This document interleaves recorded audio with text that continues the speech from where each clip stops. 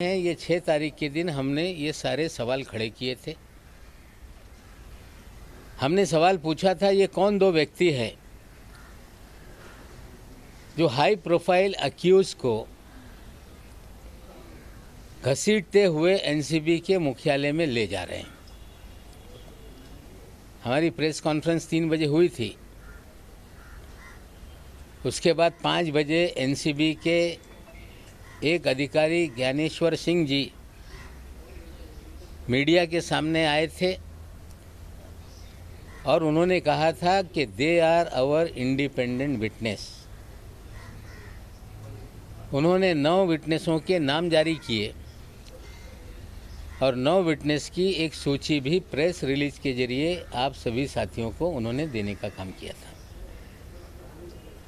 सवाल पूछे गए थे कि नवाब मलिक इस तरह के सवाल क्यों उठा रहे हैं। ज्ञानेश्वर सिंह जी का बयान था कि ही इज़ प्रेजुडिस। वो कहीं ना कहीं कुछ उनके घर में जो दामाद का मामला था उसको लेके उन्होंने बयान दिया था। आप सभी लोगों को याद है कि ये प्रेस कॉन्फ्रेंस में आप सभी लोगों ने दामाद वाला सवाल भी मुझसे पूछा था और उस समय मैंने कहा था कि जमानत हो गई है लेकिन उसका आदेश हमें प्राप्त नहीं हुआ है। उसकी सफाई में फिर मुझसे सवाल पूछे गए। मैंने कहा था कि जिस दिन 13 जनवरी को गिरफ्तारी हुई, 14 जनवरी को मैंने साफ कर दिया था, मैंने ट्वीट करके, जिसको आप सभी लोगों ने कवर किया था,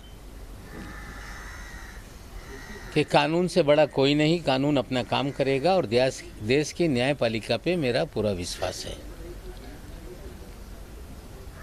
फिर हमने 9 तारीख के दिन और एक प्रेस कॉन्फ्रेंस की। एक वीडियो आपके सामने हमने रखा जिसमें जोनल डायरेक्टर श्री वानखेड़े ये बयान दे रहे थे कि हमने 8 to 10 पीपल को डिटेन किया है। उसी रात का 2 तारीख की रात का था। मैंने सवाल पूछा था कि एक बड़ा अधिकारी कंफर्म क्यों नहीं बता पा रहा था कि 8 लोग थे कि 10 लोग, और 8 लोगों के ऊपर एफआईआर करके गिरफ्तारी की बात तब तक हो चुकी थी। हमने फिर एक वीडियो रिलीज़ किया उसी दिन कि 8 लोग नहीं 11 लोग थे। उन 11 लोगों में एक ऋषभ सचदेवा नाम का लड़के का हमने वीडियो दिखाया। हमने प्रतीक गाभा का वीडियो दिखाया। हमने आमिर फर्नीचर वाले का वीडियो दिखाया, जिन लोगों को अंदर ले जाते हुए वीडियो हमने दिखाया था। और फिर एक वीडियो हमने फिर दिखाया जिसमें ऋषभ सचदेवा के पिताजी, उनके चाचा जी, इन 3 लोगों को लेकर निकलते हुए नजर आए और हमने सवाल उठाया कि ये 3 लोगों को क्यों छोड़ा गया। और हमने सीधे कहा कि ये भारतीय जनता पार्टी के पूर्व जो युवा मोर्चा के अध्यक्ष थे मोहित कंबोज जी, जिन्होंने नाम बदल के मोहित भारती कर लिया है, ये उनके साले हैं और इनके बोलने पे ही उनको छोड़ा गया। फिर तुरंत प्रेस कॉन्फ्रेंस हो गई। श्री वानखेड़े ने कहा कि वो 11 लोग नहीं 14 लोग डिटेन किए गए थे। फिर लोगों को गुमराह करने का खेल वानखेड़े ने शुरू किया। हमने पूछा कि वो और कौन 3 लोग थे, नाम बताओ, लेकिन नाम नहीं बताया गया। फिर कह रहा हूं कि वो 3 लोगों के छोड़ने में ही सबसे बड़ा खेल है।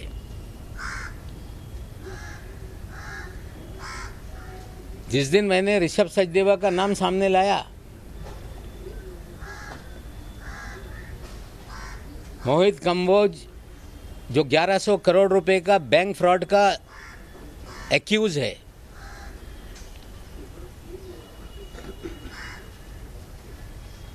जो देश में भारतीय जनता पार्टी की सरकार बनने से पहले कांग्रेस के नेताओं के पीछे दुम की तरह घूमता रहता था।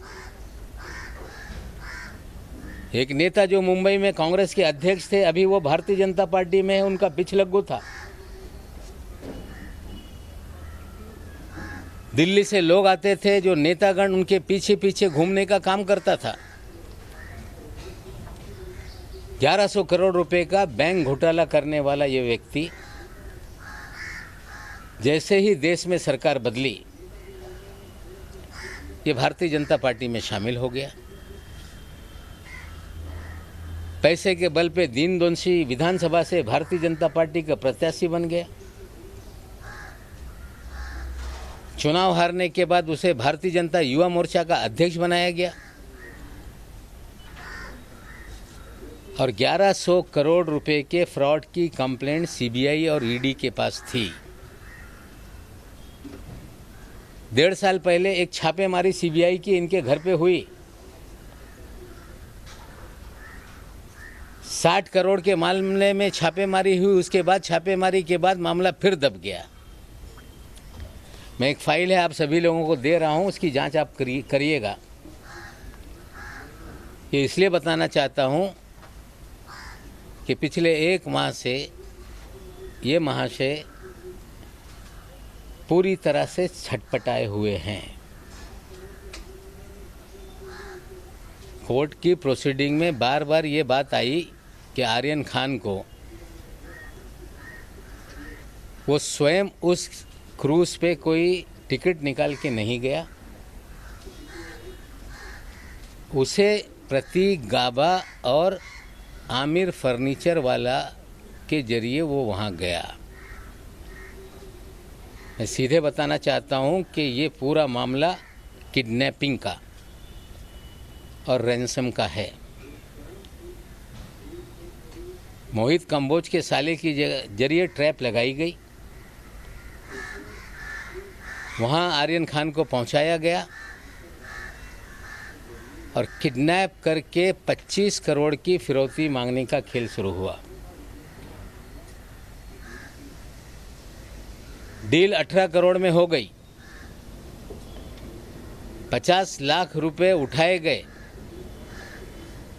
लेकिन एक सेल्फी ने पूरा खेल बिगाड़ दिया। ये सच्चाई है।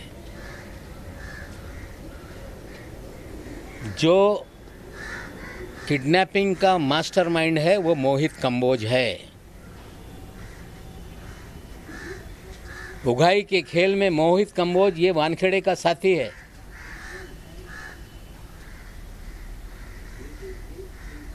मोहित कंबोज के और वानखेड़े के अच्छे रिश्ते हैं। मोहित कंबोज इस शहर में 12 होटल चलाता है। मोहित कंबोज अपने होटल चलाने के लिए बगल के होटलों पे वानखेड़े के जरिए कुणाल जानी नाम का एक होटेलियर है जो बास्किन नाम का होटल चलाता है। उसके बगल में ओपा नाम का एक होटल कंबोज ने खोला और बास्किन जो पूरे शहर के क्रीम लोगों के लिए एक ईटरी है, उसके मालिक के ऊपर फर्जी मामला बना दिया ताकि बास्किन बंद हो जाए। हमने कहा था कि कंबोज के और वानखेड़े के रिश्ते हैं। जल्द ही इनकी मीटिंग की वीडियो रिलीज करेंगे। नसीब इनका अच्छा है कि एक कब्रिस्तान को लेके वानखेड़े साहब बोल रहे थे कि कोई मेरा पीछा कर रहा है। मेरी प्रेस कॉन्फ्रेंस जब 6 तारीख के दिन हुई, 7 तारीख के दिन कंबोज और वानखेड़े ओशीवीरा कब्रिस्तान के बाहर मिले। हाँ, हम लोग ढूंढ रहे थे कहीं सीसी फुटेज हमारे हाथ लग जाए। वहाँ के रहिवासियों ने मुझे जानकारी दी थी कि एक गाड़ी आई थी जिसमें कुछ बॉडीगार्ड थे। एक दाढ़ी वाला व्यक्ति था, उनसे मिला था। इनका नसीब अच्छा है कि वो पुलिस का सीसीटीवी बंद था, हमें वो मीटिंग का सीसीटीवी नहीं मिल पाया और वानखेड़े साहब घबराहट में ये कंप्लेंट दर्ज कराने चले गए कि कोई मुझे पीछा कर रहा है। जो प्राइवेट आर्मी है उसका कंपोज भी एक प्लेयर है। श्री वानखेड़े इस शहर के अंदर उनका एक ही खेल है कि ड्रग का धंधा धड़ल्ले से चलता रहे, ड्रग माफियाओं को संरक्षण दिया जाए, उनसे उगाही की जाए। और कौन लोग कंज्यूम करने वाले लोग हैं, जो नशे के लत के आदी हैं, बड़े घर के लोग, फिल्म जगत के लोग, उनकी जानकारी हासिल की जाए, उन्हें डराया जाए और हजारों करोड़ की उगाही की जाए। ये खेल वानखेड़े इस शहर में खेल रहे हैं।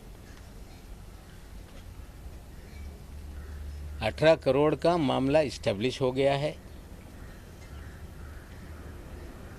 प्रभाकर साइल, जिसने आकर पुलिस के सामने एफिडेविट देकर अपना बयान दर्ज कराया, आप साथियों ने दिखाया,